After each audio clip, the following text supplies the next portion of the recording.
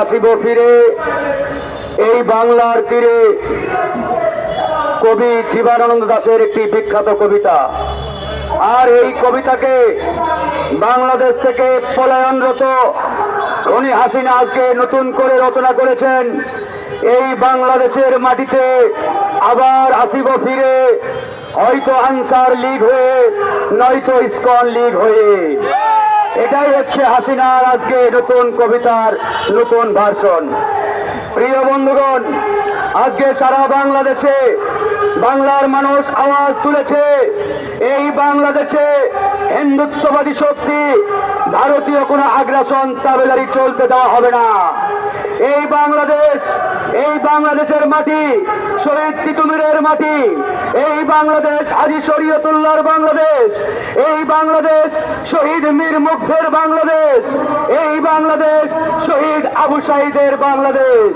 এই বাংলাদেশে কুখ্যাত নরেন্দ্র মোদী কিংবা ভারতীয় আধিপত্যবাদী শক্তির কোনো তাবেদারি চলতে দেওয়া হবে না। আজকে ভারত আমাদেরকে হুমকি দেয়, তারা নাকি তাদের সীমান্ত বন্ধ করে দেবে।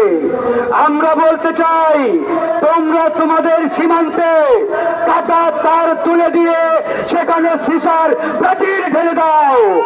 আমরা তোমাদেরকে দেখতে চাই না। আমাদের ঘেন্না লাগে, আমাদের রুচিতে বাঁধে, সুতরাং আমরা ওই দিল্লির দিকে তাকাতে চাই না।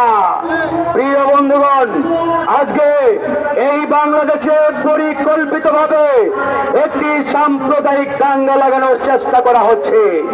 এই সাম্প্রদায়িক দাঙ্গা লাগিয়ে তারা এই বাংলাদেশকে অস্থিতিশীল একটা পরিস্থিতির দিকে ঠেলে দেওয়ার চেষ্টা করছে। আমরা স্পষ্ট করে বলতে চাই, এই বাংলাদেশে আমরা যতদিন বেঁচে থাকবো ততদিন এই বাংলাদেশ নিয়ে ভারতকে আর খেলতে দেওয়া হবে না। একটি বিষয় বারবার ভুল মেসেজ দেওয়া হচ্ছে। ইসকনকে বলা হচ্ছে ইসকন নাকি একটি হিন্দু সংগঠন। এটি পরিষ্কার মিথ্যাচার, মিথ্যা তথ্য। ইসকন কোন হিন্দু ধর্মের সংগঠন নয়। হিন্দু ধর্ম নিয়ে আমাদের কোনো অ্যালার্জি নেই, আপত্তি নেই। বৌদ্ধ ধর্ম বলেন, খ্রিস্টান ধর্ম বলেন, এরা এদেশের নাগরিক, এদেশের ধর্ম। সুতরাং বাংলাদেশের ইতিহাস হাজার বছরের ইতিহাস। আমরা হিন্দু, মুসলমান, বৌদ্ধ, খ্রিস্টান হাজার বছর ধরে একসাথে বসবাস করে আসছি।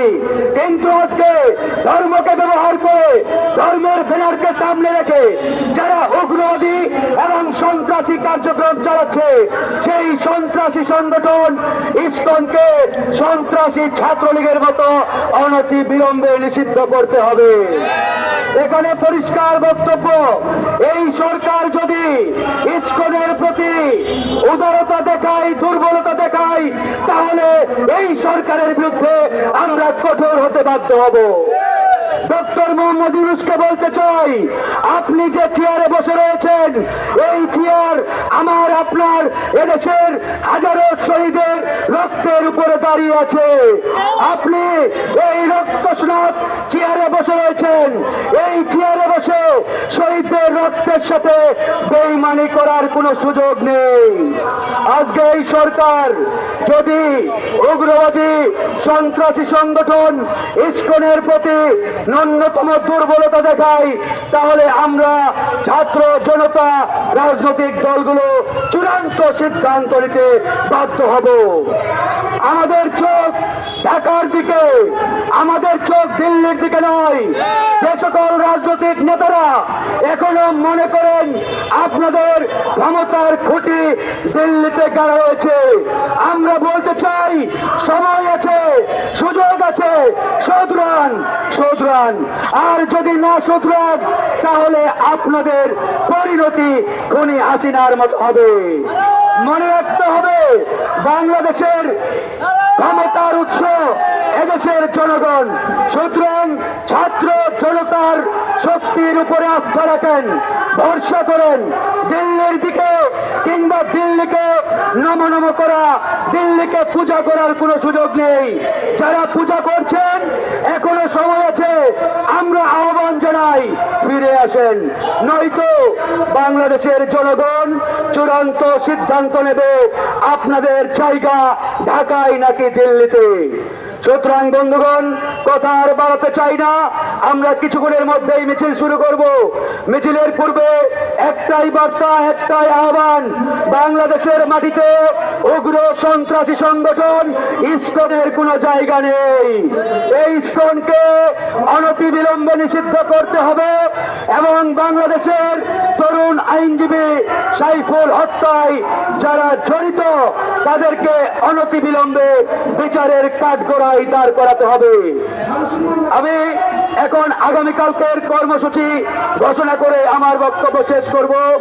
আগামীকাল বাদ জোহর অর্থাৎ দুপুর 2টায় জাতীয় মসজিদ বাইতুল মোকাররমের উত্তর গেটে আমাদের তাকবীর মিছিল হবে। এই তাকবীর মিছিল এদেশের আপামর জনগণ, ছাত্র জনতা, রাজনৈতিক দল সবাইকে অংশগ্রহণের উদাত্ত আহ্বান জানাচ্ছি। এই মিছিল হবে সার্বভৌমত্ব রক্ষার মিছিল, এই মিছিল হবে বাংলার মানুষের মিছিল, বাংলাদেশের স্বাধীনতা সার্বভৌমত্বকে অক্ষুণ্ণ রাখার মিছিল। এ পর্যায়ে বক্তব্য রাখবেন লেবার পার্টির সংগ্রামী চেয়ারম্যান। আরাকানের মায়ানমারের ওই বাহিনীর বাংলাদেশের বিরুদ্ধে আগানোর মিনিমাম সাহস নাই। একবার মায়ানমারের সঙ্গে বাংলাদেশের লড়াই হয়েছিল, সেই লড়াই বাংলাদেশের বিজিবি, বাংলাদেশের সেনাবাহিনী মায়ানমার বাহিনীকে এমন দৌড়ানি দিয়েছিল আর কোনোদিন বাংলাদেশের দিকে তাকানোর সাহস পায় নাই। আরে মায়ানমারের সেনাবাহিনী মাঝে মাঝেই বাংলাদেশের কাছে আশ্রয় নেয়, এসে মায়ানমারের যে যখন বিপদে পড়ে বাংলাদেশে এসে আশ্রয় নেয়, আমরা এটা দেই। এটা আসলে ভারতের গণমাধ্যম কেন দুশ্চিন্তা, বিষয়টা আসলে চট্টগ্রাম দখল না, এটা ভারতের কিছু একটা অংশ দখলের একটা আয়োজন চলতেছে। এটা ওরা বুঝতে পারছে, বুঝতে পারে মানে ওই যে টাওয়ারে মুরগি আছে না, টাওয়ারে মুরগি দেখছেন? হ্যাঁ, এই যে খালি মাথা ঘুরাই ঘুরাই এরকম করে ভারতের গণমাধ্যমগুলো এরকম মাথা ঘুরাই ঘুরাই নাচতেছে, হাই হাই কি হলো, বাংলাদেশ কেন কিছু করে না? বাংলাদেশ মায়ানমারের বিষয়ে কিছুই করবে না, কিছুই করবে না। যদি স্বাধীন একটা ভূমি তৈরি হয় ওখানে আমাদের জন্য আরো ভালো। রোহিঙ্গারা ওখানে যাবে, ওখানে যে খ্রিস্টানদের নিয়ে একটা আলাদা ভূমি গঠনের চেষ্টা করছে। খ্রিস্টানদের ভূমি হলে আমাদের সমস্যা কি? সমস্যা আছে? সমস্যা আছে? সমস্যা নাই। সমস্যা হলো ইন্ডিয়ার, তাদের কিছু অংশ, ওই অঞ্চলে খ্রিস্টান অধ্যুষিত জনগণ আছে, তাদের এখানে গণভোট আয়োজন করলে ওরা সেই নতুন রাষ্ট্রের দিকে ভোট দেবে। এই আতঙ্কে ভারত আছে, এই আতঙ্কে ভারত আছে। আমরা ভারতের আগ্রাসনের বিরুদ্ধে কয়েকটা প্রশ্ন এবং কথা তথ্য দেওয়া দরকার। প্রিয় ভাইয়েরা, আমাদের এই দেশ এই মুহূর্তে কত লক্ষ বেকার? আমাদের শিক্ষিত বেকার, অনার্স পাস করা 28 লক্ষ বেকার, এবং আলাদাভাবে অনার্স পাস করার না এইরকম বেকারের সংখ্যা কত? 4,81,00,000। গতদিন আমাদের একজন উপদেষ্টা বললেন 10 লক্ষ ভারতীয় বাংলাদেশে আছে। আমার কথা, আপনাদের কাজ কি শুধুমাত্র এই বক্তব্য পর্যন্তই আছে, নাকি এই 10 লক্ষ ভারতীয়কে বের করার আপনারা ব্যবস্থা করবেন? এই যে আমাদের বেকার যুবকরা চাকরি পাচ্ছে না, কর্ম পাচ্ছে না, ভারতীয়রা এখানে চাকরি করবে আর আমাদের যুবকরা বেকার থাকবে, এইটাকে আমরা হতে দেব? হতে দেব? করণীয় কি? প্রত্যেক কারখানায় খোঁজ দেবেন, কে কয়টা ভারতীয়কে নিয়োগ দিয়েছে আমাদেরকে খবর দেন, আমরা বিশেষ টিম গঠন করব এগুলোকে ভারতে পাঠানোর জন্য। কাউকে রাখবো না, একটা একটা করে বের করে দেব। যতক্ষণ না পর্যন্ত ভারতের আগ্রাসন বন্ধ না হবে ততক্ষণ পর্যন্ত এই লড়াই চলবে। সব শেষে বলি, বাংলাদেশকে প্রস্তুতি নিতে হবে। বাংলাদেশের আশেপাশে যতগুলো বাঁধ দিয়েছে ভারত, সেই বাঁধগুলো ভেঙে দেওয়ার প্রস্তুতি নিতে হবে। 1971-এর মতো প্রস্তুতি নিতে হবে, যেভাবে 71-এ 20 কালভার্ট ভেঙে দিয়েছিল আমাদের মুক্তিযোদ্ধারা, ওইভাবে আমাদের এই উদ্যোগ নিতে হবে যে আমরা ভারতের তৈরি করা এই ড্যামগুলো আমরা ভেঙে দিব, বোম মেরে উড়ে দিব, এটম বম মেরে উড়ে দিতে হবে। এইটা মানবাধিকার পরিপন্থী, এইটা দেশের পরিপন্থী, বাংলাদেশের অধিকার পরিপন্থী, বিশ্ব জলবায়ুর যে নীতি সেই নীতির পরিপন্থী। সুতরাং এই ধরনের অবকাঠামোগুলো ভেঙে দেওয়া যুক্তিযুক্ত। আমি সরকারকে বলবো 6 মাস সময় পেয়েছেন, এই 6 মাসে এখনো কেন তিস্তার পানি চুক্তি নিয়ে মামলা আপনারা করলেন না? এখানে ফারাক্কাবাদ নিয়ে মামলা আপনারা করলেন না? আমরা আর মুখে কথা শুনতে চাই না। আমরা এমন একটা সরকার চাই যারা আন্তর্জাতিক আদালতে গিয়ে মামলা করার হিম্মত রাখে, যারা আন্তর্জাতিক আদালতে ভারতের সীমান্তে নাগরিক হত্যার হিম্মত রাখে। কোনো যুদ্ধ নাই, যুদ্ধ ছাড়াই গত 16 বছরে 1100 জন মানুষকে হত্যা করেছে। আমরা বিএসএফ কে বলতে চাই, তোমরা যদি এটা বন্ধ না করো, আমরা তোমাদেরকে সেই পরিণতি ভোগ করাবো যেটা তোমরা আমাদেরকে যুদ্ধ ছাড়াই আমাদের নাগরিককে হত্যা করেছো। তোমরা যদি আরেকটা লাশ ফেলো, আমরা দরকার হলে লোক ভাড়া করে একটা বিএসএফ কে আমরা শেষ করব যদি বাংলাদেশের সীমান্তে নাগরিক হত্যা বন্ধ না হয়। আমরা এর আগে 2 লক্ষ টাকা পুরস্কার ঘোষণা করেছিলাম যে বিএসএফ এর খুনিদেরকে যদি আটক করতে পারে, গ্রেফতার করতে পারে, হত্যা করতে পারে, আমরা 2 লক্ষ টাকা পুরস্কার দেব। আমি আজকে আমাদের বিজিবির ভাইদেরকে বলছি, যদি দেখেন আপনার সামনে কোনো বিএসএফ হত্যা করছে বাংলাদেশি নাগরিককে, গুলি করে পাল্টা উত্তর দিবেন, তাকে শেষ করে দিবেন। দরকার হলে আপনার সারা জীবনের ব্যয় ভার আমরা বহন করব। কিন্তু বাংলাদেশ এই সীমান্ত হত্যা আর একদিনের জন্য সহ্য করবে না। এইটা হতে পারে না। বিশ্বের আর কোন দেশের সীমান্তে এভাবে মানুষ হত্যা করা হয় না। আমরা অনেকে প্রশ্ন করবেন, হঠাৎ করে ভারত হটাও বাংলাদেশ বাঁচাও কেন বললাম? আমরা হঠাৎ করে বলবো, ঘুমের ঘরে বলবো, নামাজের পরে বলবো, জুমার পরে বলবো, ভারত হটাও বাংলাদেশ বাঁচাও। সবাই বলেন, ভারত হটাও, ভারত হটাও, ভারত হটাও। এবং ভারতের দালালি যে সকল রাজনৈতিক কর্মীরা করছে তাদেরকে সাবধান করে দিচ্ছি, আপনাদেরকে ওই পদ থেকে আমরা সরাবই, প্রতিশ্রুতিবদ্ধ হচ্ছি। যারা যারা যে দল থেকে, সর্বোচ্চ পদে থেকে, বড় পদ থেকে ভারতের দালালি করছেন ক্ষমতার জন্য, ওই পদে আমরা থাকতে দেব না। আপনি ওই দলের হতে পারেন, আমরা থাকতে দেব না। পাশাপাশি প্রথম আলো, ডেইলি স্টার সহ যে সকল গণমাধ্যম ভারতের দালালি করছেন, আমরা এখনো আপনাদের পত্রিকা বন্ধ চাইনি, কিন্তু এমন কিছু করবেন না আমাদেরকে বলতে হয় প্রথম আলো বন্ধ করতে হবে, ডেইলি স্টার বন্ধ করতে হবে। আপনারা সংশোধন হন, আমরা সুযোগ দিচ্ছি। আপনারা কিভাবে সাহস করলেন? আমরা গরু জবাই করে প্রথম আলোর সামনে জিয়াফত করছি, ওরা পাঠা বলে দিয়ে আবার জিয়াফত করে। সাহস কত বড় দেখছেন নি? আমার কথা, তার মানে আমাদের গরু জবাই করা সঠিক ছিল। তুই যেহেতু পাঠা বলে দিছস, তাই না? পাঠা বলে যেহেতু প্রথম আলো দিছে, সেহেতু গরু জবাই করা সঠিক ছিল কিনা বলেন? সঠিক ছিল। এগুলো বুঝতে হবে। আমরা আমাদের মিছিল শেষ হবে আজকে সংগ্রামী সাধারণ সম্পাদক জনাব রাশেদ খান, জনাব রাশেদ খান।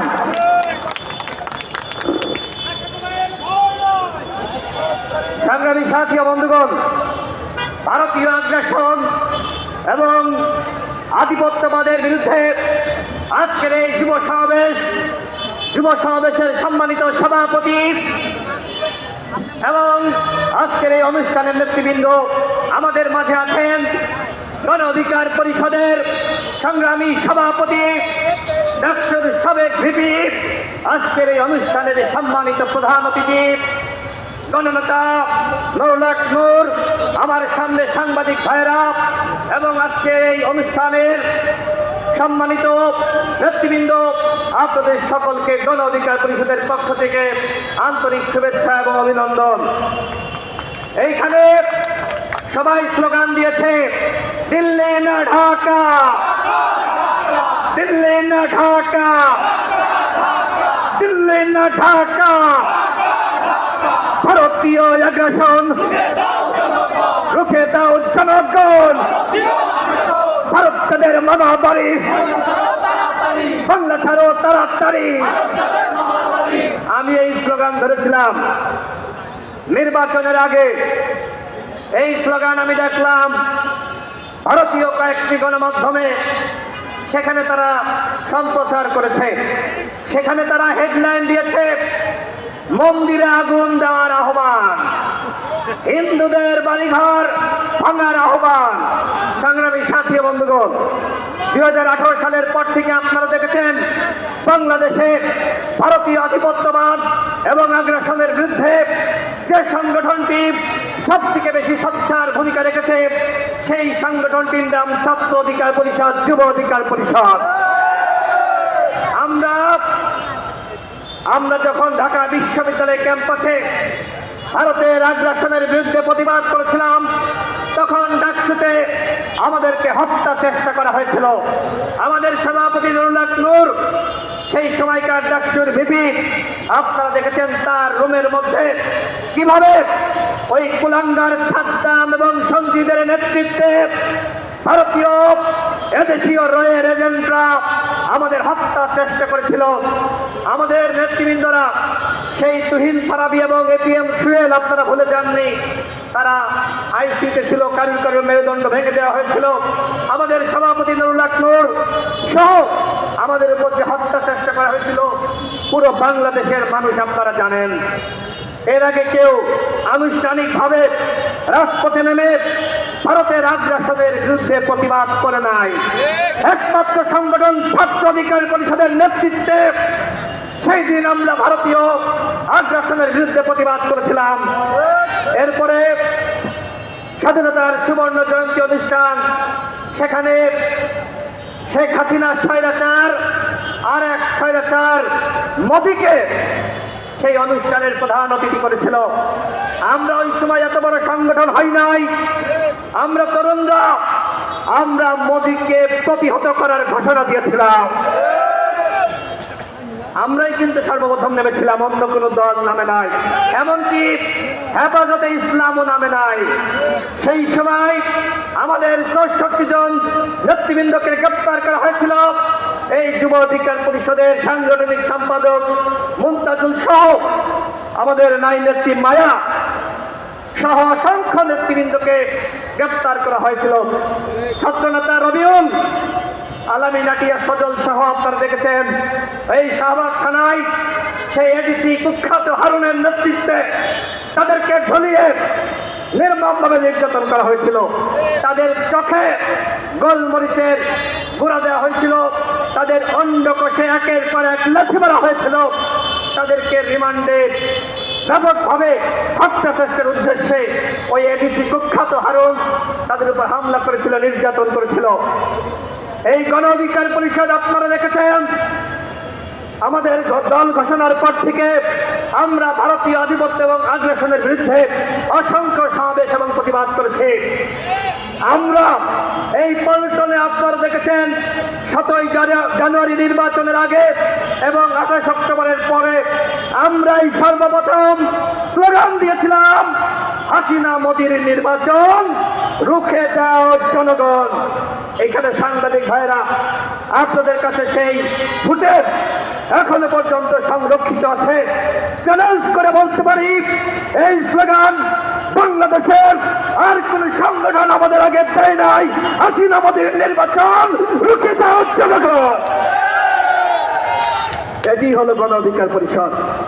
18 সালে আমরা কোন সংস্কার আন্দোলন করেছি, এই 24 সাল পর্যন্ত লাগাতার লড়াই চালিয়ে গেছি। এই লড়াই করতে গিয়ে আমাদের সংগ্রামী সভাপতি তিনি গ্রেপ্তার হয়েছিলেন। 10 দিন রিমান্ডের নির্মম নির্যাতনের পরে তিনি পুলিশি হেফাজতে থাকা অবস্থায় ঘোষণা দিয়েছিলেন এই সরকারের 90% পতন হয়ে গেছে, আর 5% ধাক্কা দাও। আজকে এই সরকারের কাছে আমার প্রশ্ন, নুরুল হক নূর এত বড় কলিজা, এত বড় সাহস নিয়ে রিমান্ডে থাকার পরে পুলিশ হেফাজতে থাকা অবস্থায় হ্যান্ডকাপ পরা আবারও রিমান্ডে দিয়ে যাচ্ছে, এই ঘোষণা দিয়েছিল। এরপরে সারা বাংলাদেশের মানুষ অনুপ্রেরণা এবং সাহস পেয়েছিল ওই সময় আমি চ্যালেঞ্জ করে বলতে পারি একজন সমন্বয়ক মাঠে ছিল না। মাঠে ছিল কে? এই ছাত্র নেতা বিনিয়ামিন মোল্লা। হাইকোর্ট থেকে আইনজীবীরা বের হয়ে এসেছিল, ঢাকা বিশ্ববিদ্যালয় থেকে শিক্ষকরা বের হয়ে এসেছিল, আর যে ছাত্র নেতা ওইখানে নেতৃত্ব দিয়েছিল হাইকোর্টের সামনে, তার নামটি হলো বিনিয়ামিন মোল্লা। আজকে সরকার গঠন করেছেন, বড় বড় কথা বলছেন, রাজনৈতিক দল গঠন করবেন, সংস্কার করবেন। গণ অধিকার পরিষদের প্রতিনিধি কোথায়? এই সরকার একপাক্ষিক ভাবে আপনারা গঠন করেছেন। ৭১-এর পরে যেমনি ভাবে শেখ মুজিব এবং আওয়ামী লীগের নেতৃত্বে ক্ষমতাকে দখল করা হয়েছিল, আজকে ঠিক একই কায়দায় একইভাবে আজকে আপনারা ক্ষমতা দখল করেছেন। আপনারা একের পর এক উপদেষ্টা নিয়োগ দিচ্ছেন। আপনারা বলছেন আমি জানি না, অমক বলছে আমি জানি না, প্রধান উপদেষ্টা জানে না, ৩ জন ছাত্র নেতা জানে না, সবকিছু জানে কে? আসিফ নজরুল। অথচ সেই উপদেষ্টা সিনেমা করছে, তার সিনেমা আসিফ নজরুল দেখতে যাচ্ছে না, অন্যরা যাচ্ছে। মানে কি? আজকে ষড়যন্ত্র শুরু হয়েছে রাষ্ট্র সংস্কারের নামে। কিংস পার্টি গঠনের পাইতারা এদেশের জনগণ মেনে নিবে না। আপনাদের কাছে রাষ্ট্র সংস্কারের দায়িত্ব দিয়েছে, কিংস পার্টি গঠনের দায়িত্ব দেয় নাই। স্পষ্টভাবে বলতে হবে কথাগুলো। কারণ কি? কারণ আমরা দেখতে পাচ্ছি আপনারা বলেছিলেন আপনারা শহীদের তালিকা তৈরি করবেন। কোথায় শহীদের তালিকা? আপনারা বলেছিলেন শহীদ পরিবারকে ক্ষতিপূরণ দেবেন। কয়জন শহীদ পরিবারকে ক্ষতিপূরণ দিয়েছেন এই 4 মাসে? আমরা এখনো পর্যন্ত সেটি জানি না। আপনারা এখনো পর্যন্ত আমাদের যোদ্ধাদের তালিকা তৈরি করতে পারেন নাই।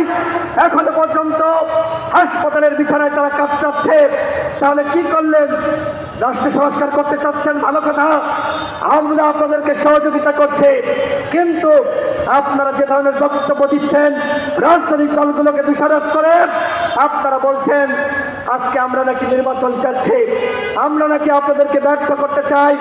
গণ অধিকার পরিষদের পক্ষ থেকে আমরা এই জাতীয় সংলাপের আহ্বান করেছিলাম। আমরা এই সরকারকে সহযোগিতা করছি, প্রত্যেকটা দল এই সরকারকে সহযোগিতা করছে। সুতরাং এই ধরনের মিথ্যাচার করবেন না।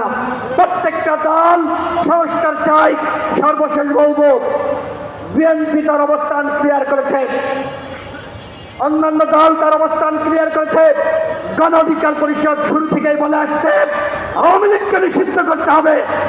এখনো পর্যন্ত কেন আপনারা আওয়ামী লীগকে নিষিদ্ধ করছেন না? কেন? কি কারণ আমরা জানতে চাই।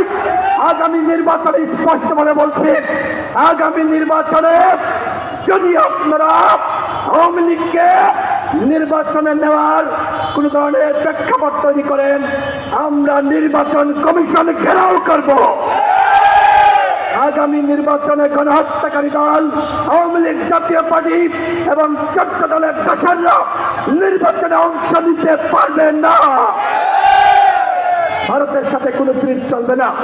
শেখ হাসিনাকে ভারত থেকে ফিরিয়ে আনতে হবে এবং যারা গণহত্যার সাথে জড়িত তাদেরকে গ্রেপ্তার করতে হবে। শেখ পরিবারের সাথে কি আপনাদের চুক্তি হয়েছে? কেন কেন কি কারণে এখনো পর্যন্ত শেখ পরিবারের কেউ গ্রেপ্তার হলো না? সেই প্রশ্ন প্রধান উপদেষ্টার কাছে রেখে আমি আমার বক্তব্য শেষ করছি। আল্লাহ হাফেজ। আসসালামু আলাইকুম। রাজপথের কোন মানুষের নেতা ভিপি নুরুল হক নূর বক্তব্য নিয়ে আসছেন। ভিপি নুরুল হক নূর। সবাই বসবেন, কেউ দাঁড়াবেন না। বিসমিল্লাহির রহমানির রহিম। কেউ দাঁড়াবেন না। যুব অধিকার পরিষদের নেতৃবৃন্দকে ধন্যবাদ জানাই যে তারা সময়োপযোগী একটি কর্মসূচি নিয়েছে।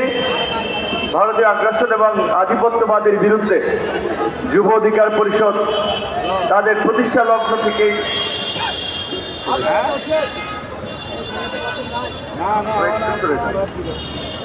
লগ্ন থেকেই সোচ্চার ছিল।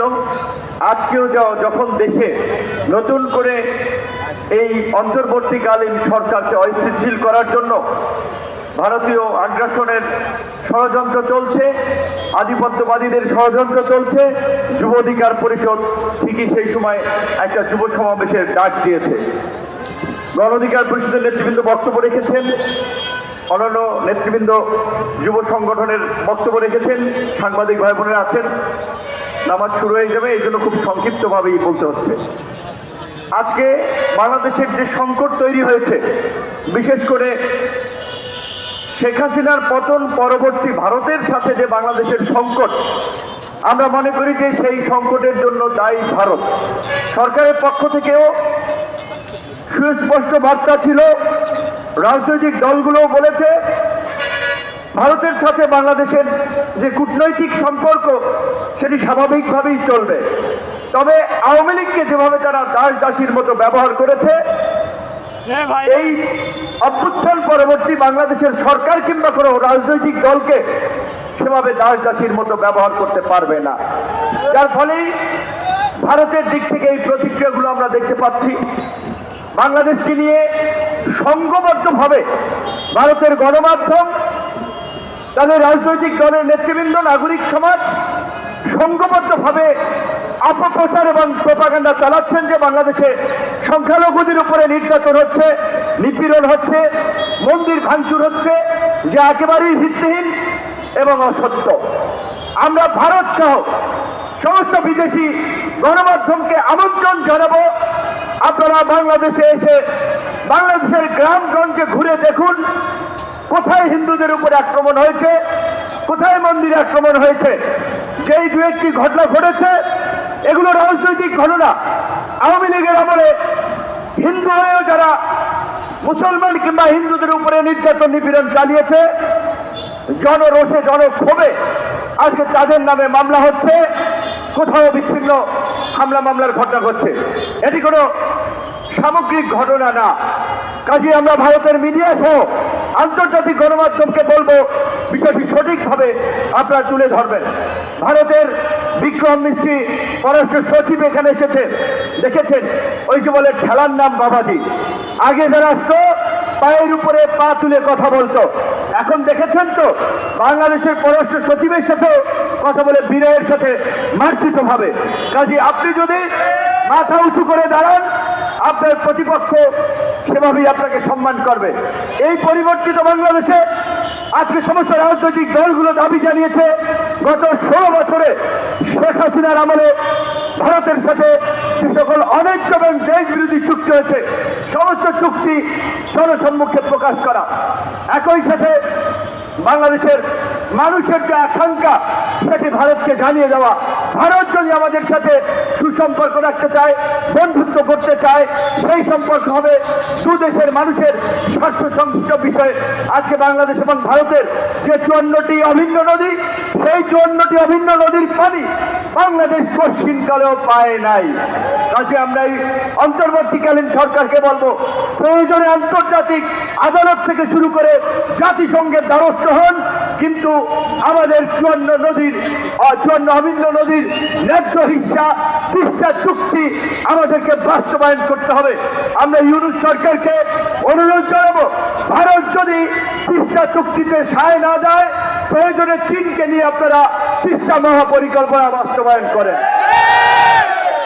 একই সাথে বাংলাদেশের সীমান্তে, বাংলাদেশ ভারতের সীমান্তে যেভাবে প্রতিদিন নিরীহ মানুষকে গুলি করে হত্যা করা হয়, পরিষ্কারভাবেই এই আজকের স্বরাষ্ট্র উপদেষ্টা মহোদয় যখন বিডিআরের ডিজি ছিলেন, তাদের নির্দেশনা ছিল আমাদের একজন বাংলাদেশিকে মারলে তাদের দুইজন সোলজার, একজন সাধারণ ইন্ডিয়ান, 3 জনকে মারতে হবে।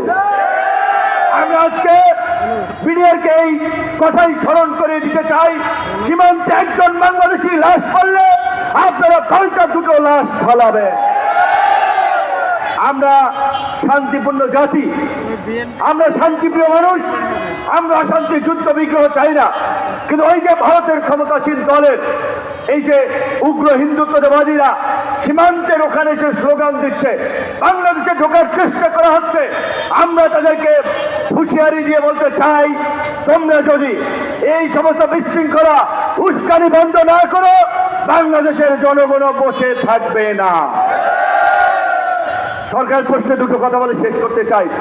অনেক আশা আকাঙ্ক্ষা নিয়ে এই সরকারের দিকে সমগ্র জাতি তাকিয়ে আছে, কিন্তু দুঃখজনক, দুর্ভাগ্য, সরকার জনগণের আশা আকাঙ্ক্ষা মনের ভাষা বুঝতে পারছে না।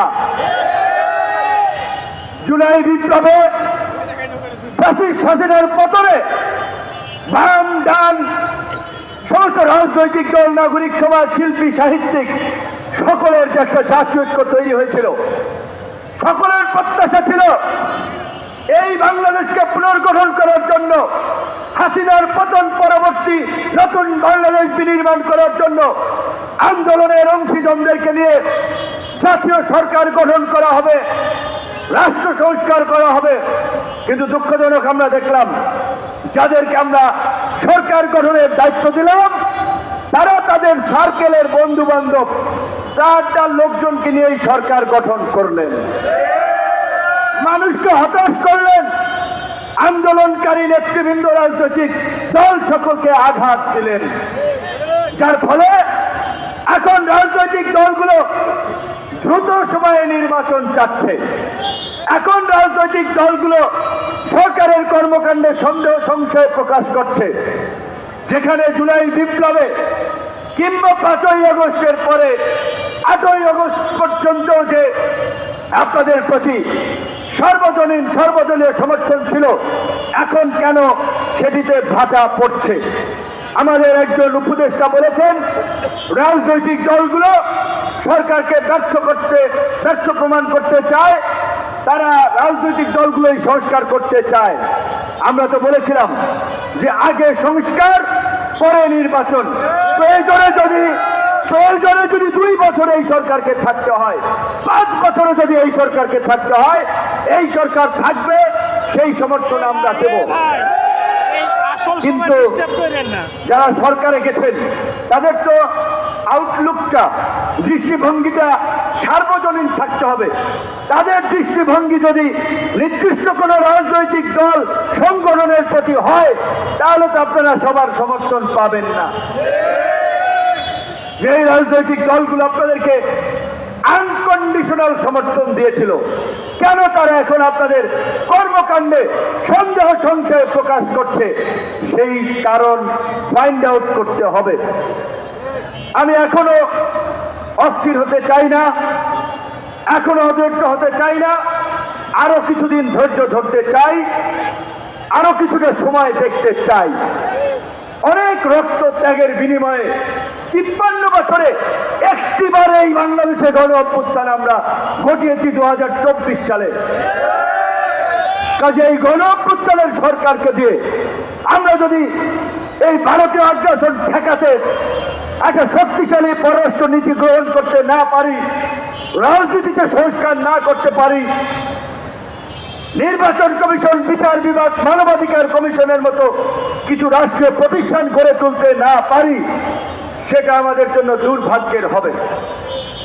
রাজনৈতিক দলগুলো অতীতে যারা ক্ষমতায় ছিল তারা প্রত্যেকেই ক্ষমতাকে কুক্ষিগত করার জন্য রাষ্ট্রীয় সমস্ত প্রতিষ্ঠানকে দলীয়করণ করেছে, নিজের মতো করে গড়ার চেষ্টা করেছে, যার ফলে আজকে এই চরম সংকট দেশে তৈরি হয়েছে। কাজেই রাষ্ট্র সংস্কারের পাশাপাশি রাজনীতির সংস্কারও জরুরি, রাজনৈতিক দলগুলোর সংস্কারও জরুরি। রাজনৈতিক দলগুলোর মধ্যে যদি গণতান্ত্রিক মূল্যবোধ না থাকে, রাজনৈতিক দলগুলোর অভ্যন্তরে যদি গণতান্ত্রিক চর্চা না থাকে, একজন ব্যক্তি যদি আমৃত্য দলের সভাপতি চেয়ারম্যান থাকেন, তাহলে তো তার মধ্যে ক্ষমতার লোভ মোহ পেয়ে বসবেই।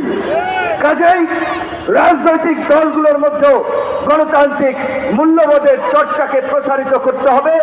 রাজনৈতিক দলগুলো রাজনীতিরও সংস্কার প্রয়োজন আছে। এই সরকারকে দিয়ে যদি আমরা এই সংস্কারগুলো না করতে পারি, দ্রুত সময় নির্বাচন হলেই রাজনৈতিক দলগুলো এসে করবে না। রাজনৈতিক দলগুলোর চরিত্র আপনারা দেখেছেন, বুঝেছেন, জেনেছেন। কাজেই এই সরকারের প্রতি আমাদের ক্ষোভ আছে, রাগ আছে। প্রয়োজনে সরকারের বিরুদ্ধে আন্দোলন করব, আমাদের দাবি আদায়ে বাধ্য করব, কিন্তু এখনই এই সরকারকে ফেলে দিতে হবে, এই সরকারকে চলে দিতে হবে, এই লাইনে যাওয়া যাবে না। ধৈর্য ধরেন। এই সরকারের জনগণের বাইরে যাওয়ার সুযোগ নাই। জনগণের বাইরে গেলে, জনসমর্থনের বাইরে গেলে তারা এক সপ্তাহ টিকে থাকতে পারবে না। এটা তারা ভালো করেই বুঝে এবং সরকারকে বুঝতে হবে কারা তাদেরকে নির্বাচনের জন্য চাপ দিচ্ছে আর কারা তাদেরকে সহায়তা করার জন্য প্রস্তুত আছে। সেটা বুঝে তাদেরকে পদক্ষেপ নিতে হবে।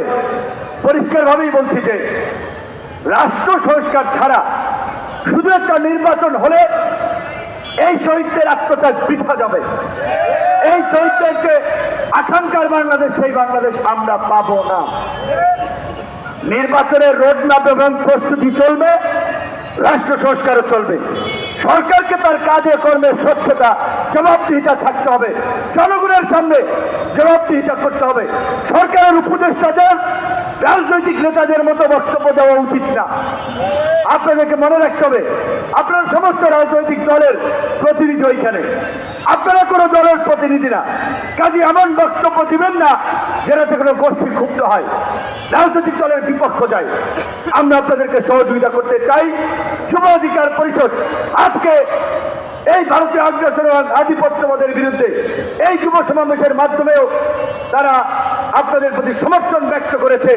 ছাত্ররা জাতীয় ঐক্যের মাধ্যমে, জাতীয় ছাত্র সংহতি সপ্তাহ ঘোষণার মাধ্যমে সরকারের পাশে দাঁড়িয়েছে। রাজনৈতিক দল জাতীয় সংগ্রাম হয়েছিল একটা ইস্যুতে, একটা ভারতীয় অপপ্রচার এবং প্রোপাগান্ডা, অন্য কোনো ইস্যুতে নয়। কাজী এই একটা ডায়লগ নিয়ে তুষ্ট থাকলে চলবে না। বিভিন্ন ইস্যুতে ডায়লগ করতে হবে, আলোচনা করতে হবে এবং সমাধানে পৌঁছাতে হবে। এটাই সরকারের প্রতি আমাদের আহ্বান। যুব অধিকার পরিষদের নেতৃবৃন্দকে ধন্যবাদ। আসসালামু আলাইকুম।